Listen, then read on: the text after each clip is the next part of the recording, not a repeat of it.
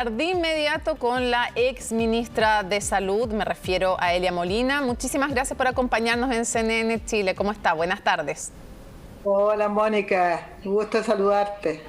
A ver, primero quisiera preguntarle porque hay una información, hay distintas predicciones, estimaciones y proyecciones. La Organización Panamericana de la Salud estima que el pic de contagios de COVID-19 en Chile va a ocurrir en los próximos 15 días. Otros en algún minuto han sostenido que ya estamos en ese pic. En fin, por lo mismo, habiendo tantas distintas proyecciones, ¿cuál le parece a usted la más certera? ¿Estamos en el pic? ¿Vamos a estar? ¿Qué cree usted? La verdad, Mónica, es que uno puede decir cualquier cosa y nada de lo que se diga hoy día va a ser una verdad absoluta, porque cómo se va a comportar la curva acá en Chile, uno puede predecir, puede estimar que con las bajas de temperatura, por ejemplo, probablemente sí vamos a tener el pic en unos 15 días más, o que a lo mejor vamos a tener un pic que tuvimos la semana pasada y a lo mejor vamos a tener nosotros una curva bimodal, es decir, vamos a tener una subida, después una bajada, después otra subida, que puede ser más alta aún que la primera. La verdad es que no hay evidencias de cómo van a ser las cosas. Ahora, si uno usa el sentido común, es más o menos lo que ha pasado en otros países, conociendo que el virus se reproduce y se contagia más en el frío que en temperaturas más templadas, podríamos esperar, sí, que tuviéramos el pic de aquí a 15 días o que durara 15 días en una meseta, pero como le digo, son puras probabilidades, pero sí, yo creo que anda más o menos cerca de... lo que siempre dijimos desde un comienzo era que el pic iba a estar a fines de junio o a mediados de julio. Señora Molina, quisiera preguntarle, en general, ¿cuál es la evaluación que tiene hasta ahora del nuevo ministro de Salud, Enrique París? Bueno, el doctor Enrique París lo conozco hace mucho tiempo como pediatra, como dirigente del Colegio Médico. Tengo una muy buena impresión del doctor Enrique París como persona, como profesional.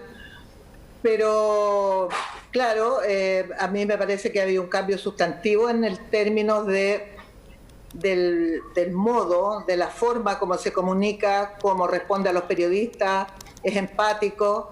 Creo que ha sabido considerar en muchos aspectos a las personas técnicas que tiene a su alrededor. Creo que eso es muy valioso. Si bien... el doctor París llega cuando ya la epidemia está desatada, por decirlo de alguna manera, en el país.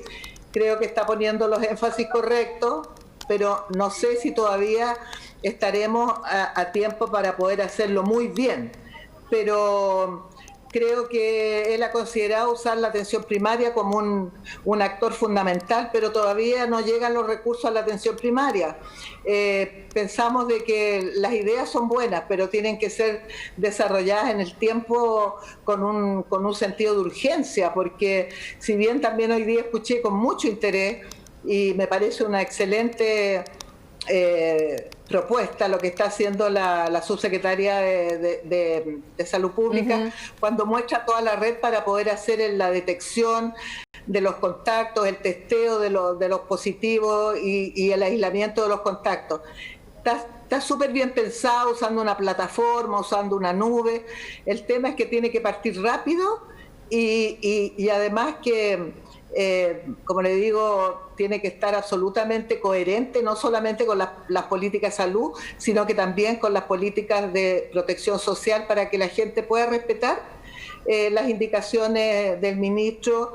Me preocupa un poco que a veces el doctor París, siendo muy mesurado en lo que dice, igual, y entiendo que su interés es bajar un poco la tensión y la incertidumbre de la gente, hacer mensajes que sean un poquito sugerentes de que estamos mejor y que por eso a lo mejor vamos a recordar lo que ya se dijo antes, que íbamos a volver a una cierta normalidad. Me preocupa que las personas no reciban bien clara el mensaje del riesgo. Sí. Quería justamente ir a ese tema.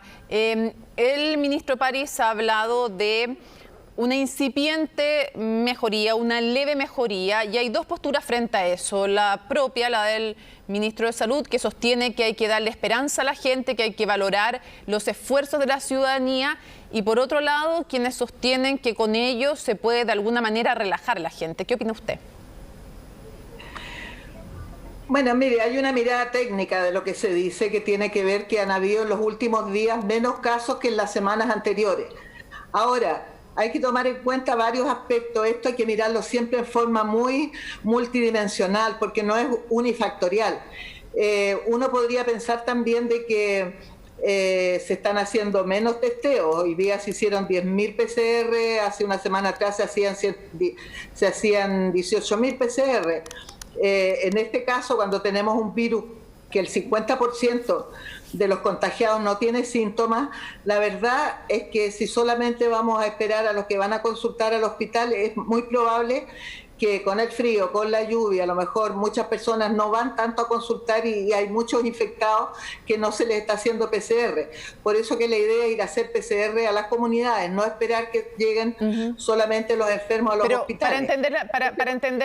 Para entenderla bien, usted dice que esta aparente baja que es, porque aquí lo clave... Puede no ser real, puede no ser real.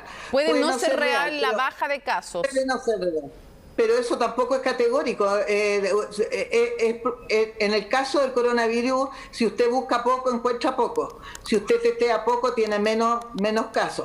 Ahora, como medimos la positividad de los test de PCR, estamos en Santiago, en la región metropolitana, como en el 25% de positividad de test PCR. Eso es muy alto, muy alto.